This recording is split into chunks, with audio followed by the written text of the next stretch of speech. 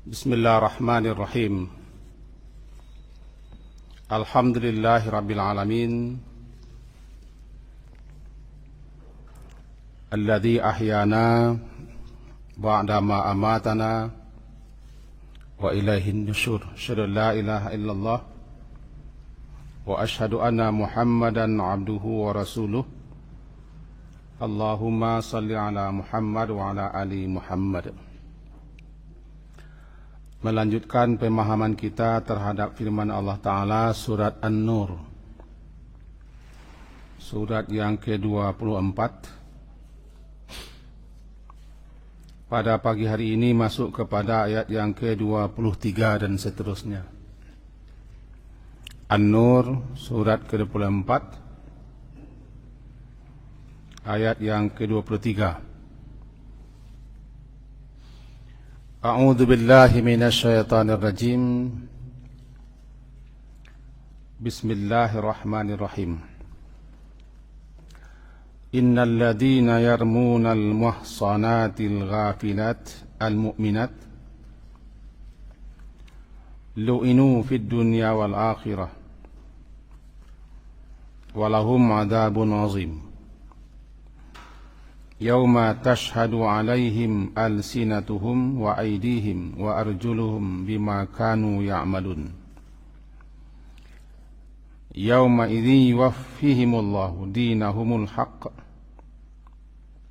wa ya'lamuna annallaha wal haqqul mubin. Sampai di situ. Mari kita terjemahkan terlebih dulu. Inna sesungguhnya, alladzina orang-orang yang yarmuna melemparkan tuduhan, al-muhsanat kepada wanita-wanita suci yang memelihara diri, muhsanat, al-ghafilat yang lengah, al-mu'minat lagi beriman, lu'inu dilaknat mereka itu di dunia dan di akhirat, walahum adzabun azim, dan bagi mereka atau untuk mereka ada azab yang azim, azab yang sangat besar. Yauma yaitu pada hari, pada saat tashhadu menjadi saksi alaihim atas mereka itu alsinatuhum, lidah-lidah mereka, wa aidihim aidi tangan-tangan mereka, wa arjuluhum dan arjul kaki-kaki mereka, bima kanu ya'malun terhadap apa yang kanu yang adalah mereka di dunia dulu, ya'malun mereka kerjakan, mereka perbuat. Yauma idzin pada hari itu, yuwaffihimullah, yuwaffi menyempurnakan Allah, dinahum balasan mereka, al-haq yang sebenarnya, wa ya'lamuna dan mereka mengetahui bahwasannya Allah wal haqqul mubin, Allah lah yang hak sebenar-benarnya, yang menjelaskan penjelasan sejelas-jelasnya. Mari kita pahami. Menuduh perempuan-perempuan baik yang disebut dengan muhsanah. Muhsanah, perempuan suci, perempuan terhormat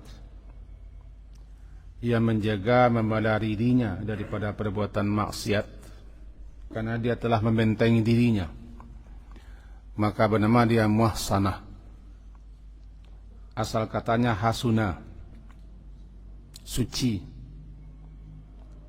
tertameng, terbentengi, terpelihara, terjaga diri. Maka dikatakan perempuan-perempuan yang suci, yang pandai menjaga diri, memelihara diri dari berbagai macam perbuatan maksiat tercela, apalagi zina, disebut dengan muhsanat. Gafilat. Gafilat adalah lalai, lengah, gafil. Gafil yang lengah, yang lalai. Wanita-wanita baik itu, wanita-wanita terhormat itu, dia lengah, dia lalai kepada perbuatan-perbuatan keji. Sedikit pun dia tidak ada perhatiannya, lengah dia.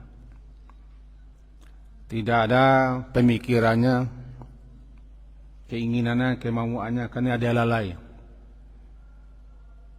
Sehingga dia tidak berbuat perbuatan keji. Jadi orang yang lalai di perbuatan keji, berarti tidak ada perhatiannya untuk itu. Pikirannya, waktunya tidak ada ke situ. Namanya gafil. Perempuan gafilah, perempuan yang lalai daripada berbuat maksiat, berarti tidak bermaksiat. Perempuan yang lalai dari berbuat keji, berarti tidak berbuat keji. Kenapa lalai? Tidak peduli baginya keji-keji, buruk-buruk. Jadi al-muhsanatil gafilat, perempuan-perempuan suci, perempuan-perempuan terhormat, yang sedikit pun tidak ada pikirannya, ingatannya, perhatiannya untuk berbuat perbuatan keji, yaitu zina. Dia lengah, dia lalai, dia abai terhadap itu, gafilat. Al-mu'minat, mukminat sudah jelas kita. Itu perempuan-perempuan yang beriman kepada Allah. Lalu dituduh. Menuduh namanya qazaf. Qazafa, menuduh. Menuduh orang lain berbuat serong, berbuat zina, berbuat keji, atau perbuatan-perbuatan yang maksiat, namanya qazaf. Dilemparkan tuduhan, yarmu, yarmuna, yarmi. Karena memang tuduhan itu dilemparkan. Dibikin suatu tuduhan, suatu rekayasa, suatu kebohongan, suatu rencana. Jadi dirama, ini rama. Dilemparkan kepada sasarannya. Kemana mau dilemparkan? Ya rama, yarmi, yarmun. Makanya yarmun itu maknanya melemparkan tuduhan. Agak mirip lah sama di zaman sekarang. Orang membuat suatu rekayasa, suatu rencana, suatu makar, membikin sesuatu hal, lalu sudah bulat, matang, lalu dilemparkan kepada sasarannya, dituduhkan dia seperti itu, kena orang. Namanya yarmun. Seorang perempuan terhormat, perempuan suci, perempuan yang pandai memelihara diri, menjaga diri, dituduhkan, dilemparkan tuduhan kepadanya bahwa dia maksiat, berbuat keji, berbuat serong, selingkuh, berbuat zina. Seperti Aisyah, istri Nabi. Tuduhan berbuat keji itu namanya qazaf. Qaf, zal, fa, qazaf.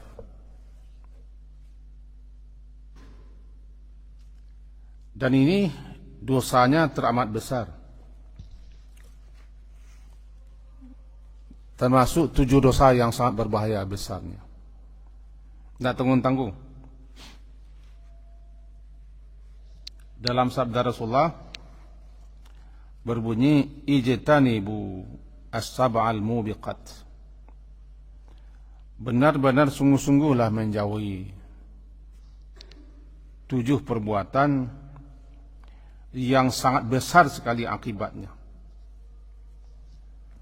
Dan 7 pelaku perbuatan itu membuat orang binasa, menderita dan hancur.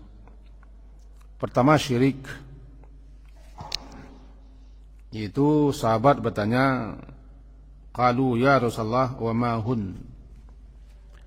Apa 7 perbuatan yang sangat berbahaya, sangat merusak dan membinasakan itu?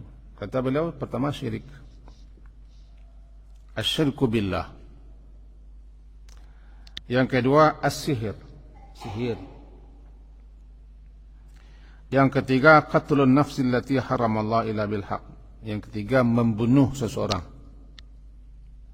Membunuh seseorang yang Allah telah haramkan untuk dibunuh. Kecuali membunuh dengan cara yang hak, karena memang wajar dibunuh. Seperti karena dia membunuh, namanya qisas. Atau pelaku perbuatan zina yang telah kawin, namanya rajam. Ini dia.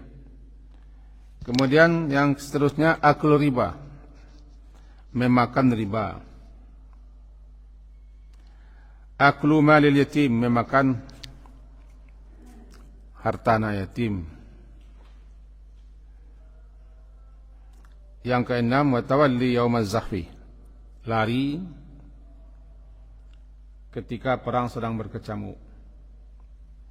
Yang ketujuh qazful muhsanatil mu'minatil ghafilat, menuduh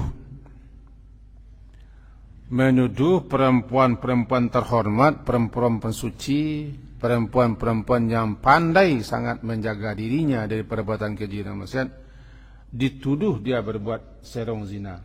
Dosa besar, sangat besar, karena termasuk induk dosa besar yang 7. Dosa-dosa besar namanya kabair. Dosa-dosa besar namanya kabair. 70. Tapi ada lagi dosa-dosa besar yang terbesar, 7.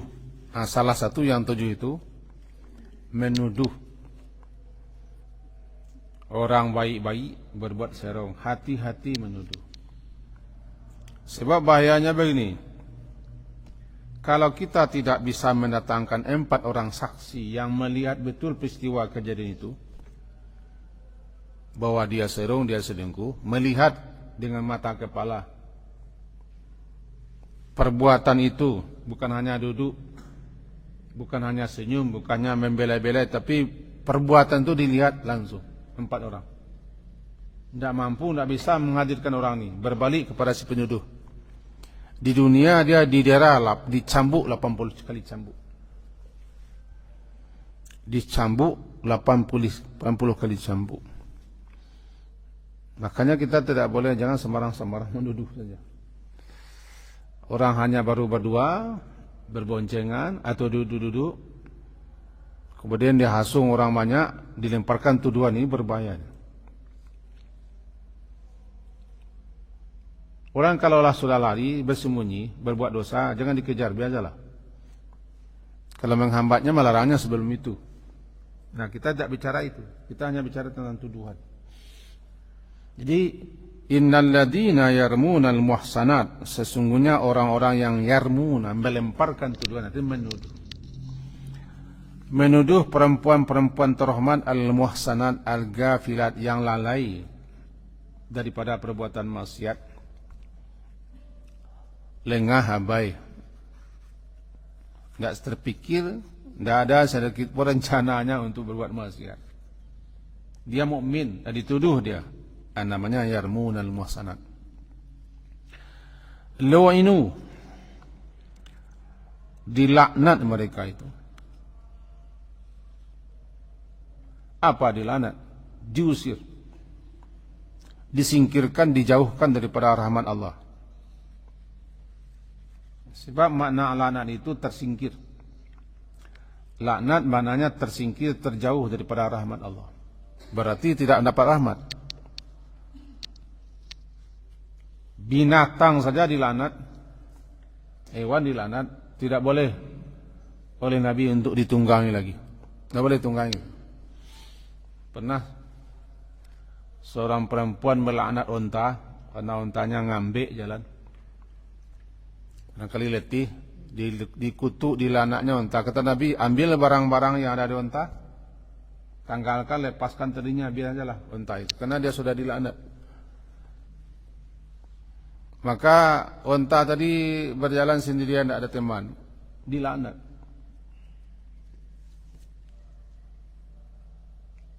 Itu onta yang dilaknat. Bagaimana kalau yang dilaknat orang?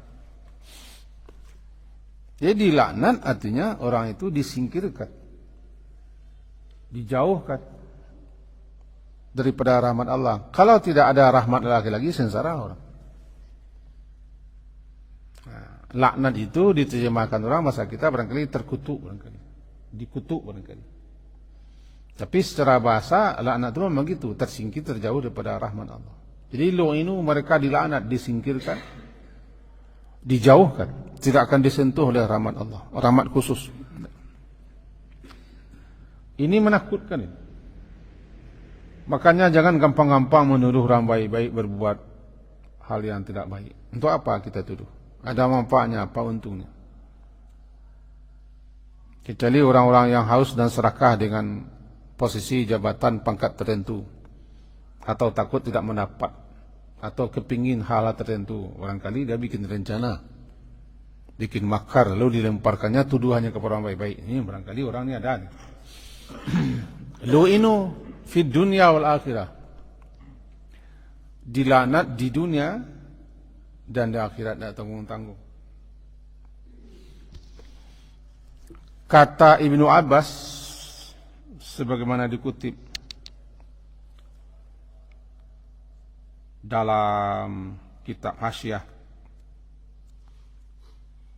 Al-Badawi, bahwa beliau berpendapat ini terarah, tertuju kepada orang yang menuduh, melemparkan tuduhan bahwa istri Nabi Aisyah berbuat serong. Bagi mereka tidak ada ampun. Ini pendapat Ibnu Abbas. Atau ada juga pendapat mengatakan ini kelakuan orang-orang musyrikin kafir Makkah.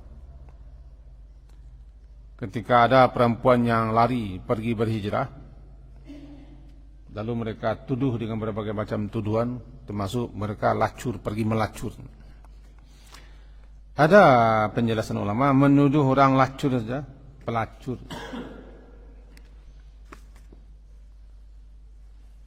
Mengata orang pelacur,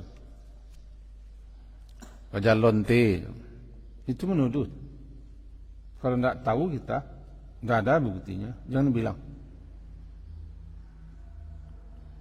Pahala salat kita diambil, pahala puasa kita diambil.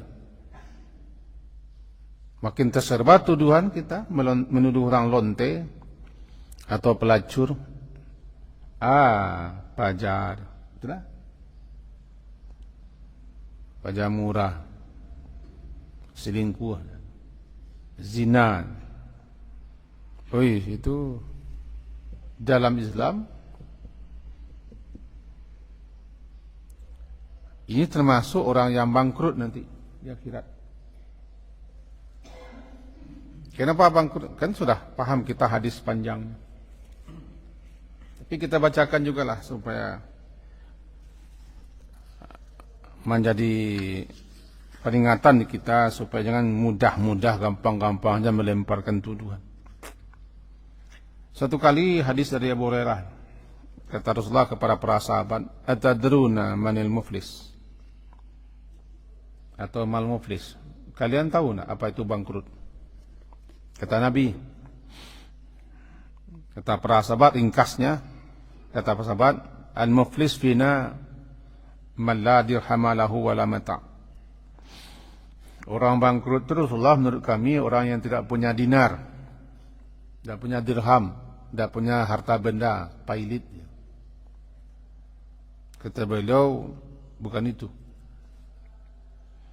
Innal muflis min ummati, orang yang bangkrut itu di kalangan umatku adalah ya'ti yaumal qiyamah bi salatin wa siyamin wa zakatin. Dia datang menghadap Allah di hari kiamat membawa pahala salat, membawa pahala puasa, pahala zakat, dan pahala-pahala lainnya. Tapi wayati qad syatama hada. Dia juga datang di samping membawa pahala-pahala itu juga datang membawa perbuatan syatama.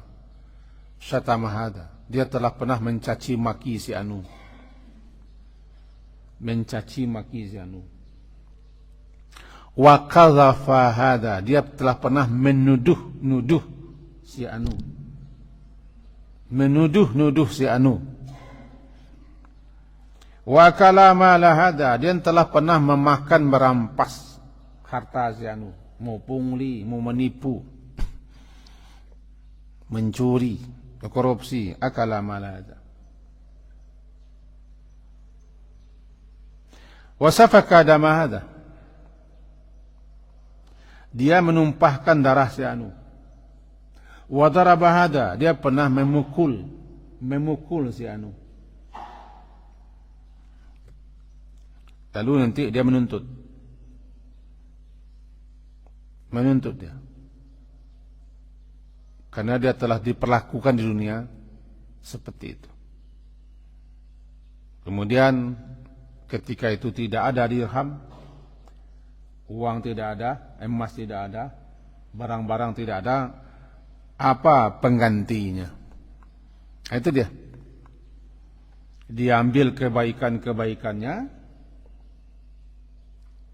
dipindahkan sebagai ganti pembayar atas perlakuannya dulu. Pahala salatnya diambil, pahala puasa, pahala zakat. Sesuai dengan perbuatan kezalimannya. Makin banyak kezalimannya, maka makin banyaklah diambil pahala puasa, pahala salat, pahala zakat, pahala masaleh. Bisa jadi habis semua pahala, kemudian tidak ada lagi pembayar. Dipindahkan dosa orang-orang yang telah pernah dianiayanya, disakitinya, dizaliminya, dicuranginya, ditipunya. Kalau se-Indonesia orang telah dicurangi, bagaimana itu? Jadilah dia bangkrut. Ini dia bangkrut. Bangkrut dia. Bailit dia. Tidak mampu dia membayarnya lagi. Kalau di atas dunia tidak mampu dia membayar uang-uang. Dikatakan dia bangkrut. Tapi yang bangkrut di akhirat seperti itu. Tidak ada lagi pahalanya, tidak ada lagi kebaikan. Karena semuanya sudah dijadikan pembayar, pengganti. Perbuatannya menzalimi orang. Salah satu bentuk kezaliman itu adalah menuduh, melemparkan tuduhan, masuk menggunjing, menfitnah, memaki, mengata-ngatai, menjatuhkan kehormatan orang lain. Ini tidak tanggung-tanggung. Bentuknya sepele, tapi tidak sepele. Hati-hati dengan media massa dan bermedia massa. Jangan cepat-cepat menyebar dan membagi-bagi. Ini bahaya, menuduh. Di dunia dilaknat, di akhirat dilaknat. Secara hukum duniawi dia dicambuk. Kalau tidak bisa dia mendatangkan bukti, dicambuk. 80 kali cambutan rotat. Kamu berbayar. Karena dia tidak bisa mendatangkan saksi dan bukti. Bukan saksi sembarang saksi, saksi yang betul-betul melihat peristiwa itu 4 orang. Lebih khusus kalau tuduhan itu diarahkan kepada istri Nabi bernama Aisyah, itu dosanya luar biasa. Orang ini luar biasanya. Tidak ada ampunannya. Dilaknat di dunia dan dilaknat di akhirat. Untuk itu dalam hadis Nabi yang lain disebutkan, bagi mereka kan di samping dilaknat dunia akhirat, untuk mereka ada azab yang sangat besar secara umum. Karena tuduhan-tuduhan itu adalah penzaliman kepada orang lain. dibikin suatu rekayasa, suatu apalah namanya, untuk menjatuhkan orang, menjelekkan orang. Kalau sekarang makin dekat habis tahun 2023, makin banyak tuduhan-tuduhan ini. Berbagai macam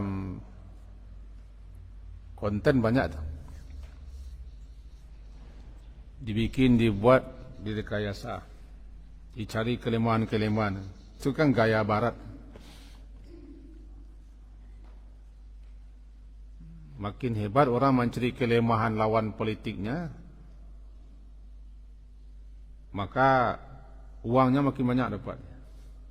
Hanya gara-gara itu dia jadi bangkrut nanti di akhirat. Di dunia tidak ada berkah, di dunia sengsara, karena mereka dilaknat. Uang dapat, taruhlah jabatan dapat, posisi dapat, kita orang dekat, tapi tidak ada berkah, tidak ada rahmat, sengsara orang. Orang seperti itu sengsara.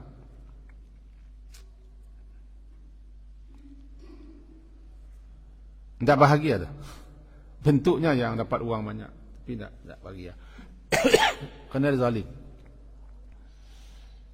Sehingga siapa saja yang ada tindakan kezaliman, mazlamah atau mazlimah, siapa yang telah zalim kepada saudaranya sesama muslim, cepat-cepatlah minta maaf. Jangan bawa kezaliman ke akhirat. Di dunia ini kalau bisa habiskan. Falyatahallalu. Minta rela, minta maaf. Sebelum tiba waktunya, tidak ada lagi bisa meminta maaf. Tiba waktunya tidak ada lagi berlaku harta benda dan dinar. Yang ada cuma diambil pahala-pahalanya. Bagi kita yang sudah terlanjur menuduh, menyebarkan isu, menggunjing, menfitnah, menjatuhkan kehormatan orang karena sakit hati atau kena benci atau kena membela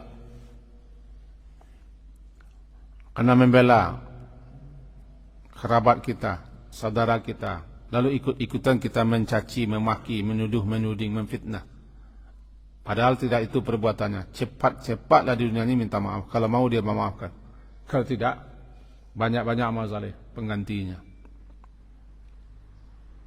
Nabi nyuruhkan, falyatahallalu, cepat-cepat minta rela, minta halalkan di dunia ini juga.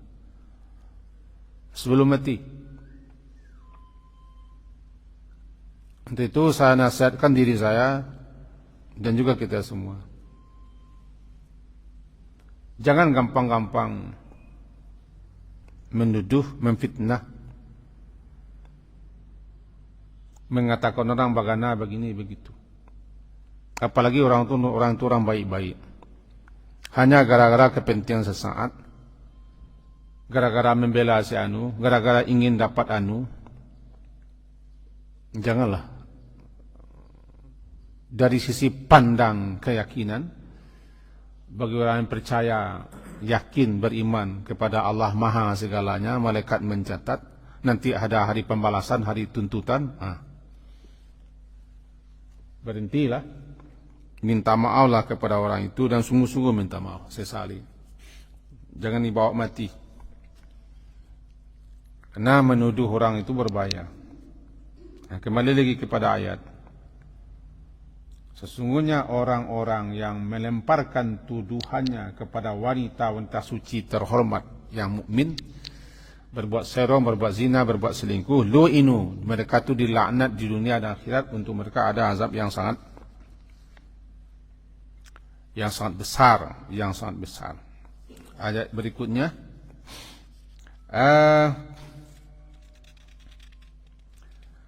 yauma tashhadu alaihim. Ayat yang ke-24. Kapan itu? Itu nanti, pada saat, pada hari, pada waktu tashhadu, akan menjadi saksi dan akan bersaksi atas mereka itu lidah mereka sendiri. Kan lidah. Mulut mereka, lisan mereka yang melontarkan omongan, tuduhan, cacian, makian, gunjingan. Pandai memutar balik merekayasa, memutarkan balikkan fakta merekayasa. Karena dia pandai bicara, karena pandai menyusun kata, nanti lidahnya menjadi saksi. Saya ingatkan ini sangat berbahaya.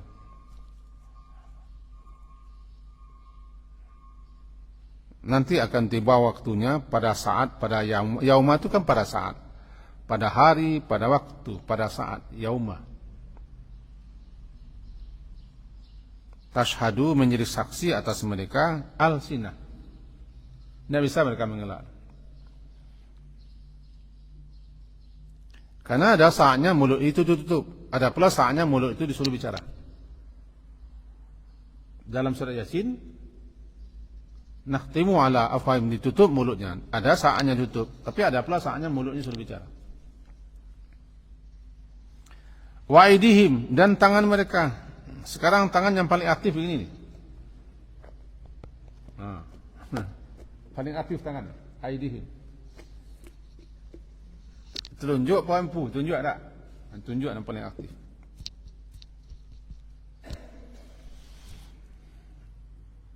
Saya ingatkan diri saya dan kita semua, hati-hati membagi-bagi, menyebar-nyebar. Hati-hati menyebarkan berita hoax. Kalau kita tidak tahu, tidak mengerti, tidak paham, kata orang, ya stop sajalah. Jangan telunjuk ini telunjuk menjadi saksi. Aidihim. Lebih-lebih masalah agama. Mentang-mentang ini ada ceramah, ada tulisan, langsung dibagi-bagi. Apakah kita tahu bahasa itu benar? Kadang ada palsu. Yang paling banyak kan fadilah. Dibagi-bagi. Saya tahu, kalau saya tahu sesuatu. Ketika orang bagi-bagi ini tidak benar ini orang ini bagi-bagi, tidak salah. Ini hadisnya palsu, lemah. Ini bikinan-bikinan. Tapi dia gampang aja. Entah apa maunya, barangkali ingin membagi-bagi. Tapi hati-hati membagi-bagi. Nah sekarang yang paling banyak itu bukan hanya mulut yang bicara, tapi telunjuk juga bicara. Ma'idihim. Yauma tashhadu alaihim alsinatuhum wa aidihim wa arjuluhum, dan kaki-kaki mereka. Ini berarti tidak bisa kita mengelak kaki kemana dilangkahkan. Berapa banyak kaki ini melangkah ke tempat di mana ada pergunjingan, di mana ada pertemuan, di situ ada pembicaraan, ada rekayasa, ada rencana, melangkah kaki kita ke situ. Langkah kaki juga dicatat dan juga dia menjadi saksi nanti di akhirat. Bima kanu ya'malun, dengan apa yang mereka lakukan di atas dunia. Bagi siapa yang beriman, siapa yakin, siapa yang percaya,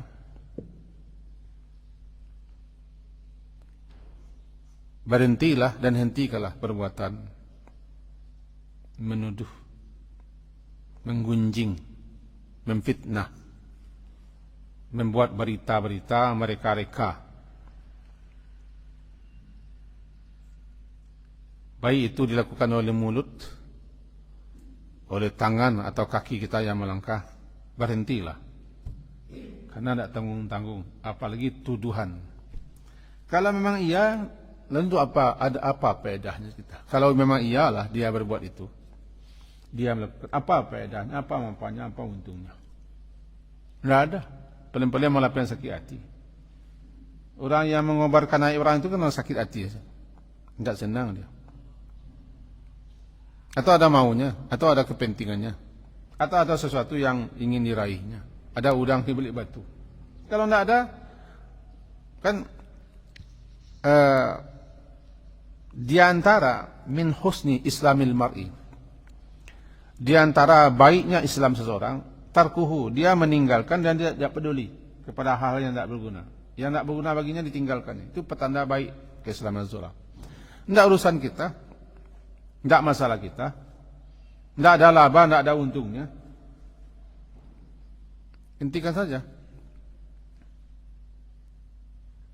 Karena tiba saatnya nanti kita akan dituntut, akan diminta pertanggungjawaban. Bayangkan bagaimana kalau orang banyak banyak orang gara-gara kita menyebarkan isu-isu, melontarkan tuduhan yang ikut-ikut dengan kita. Kata sebagian ulama, kalau orang ini tobat bagaimana? Dia tobatnya minta maaf lah. Ada dua pendapat. Bagaimana tobat daripada qazaf?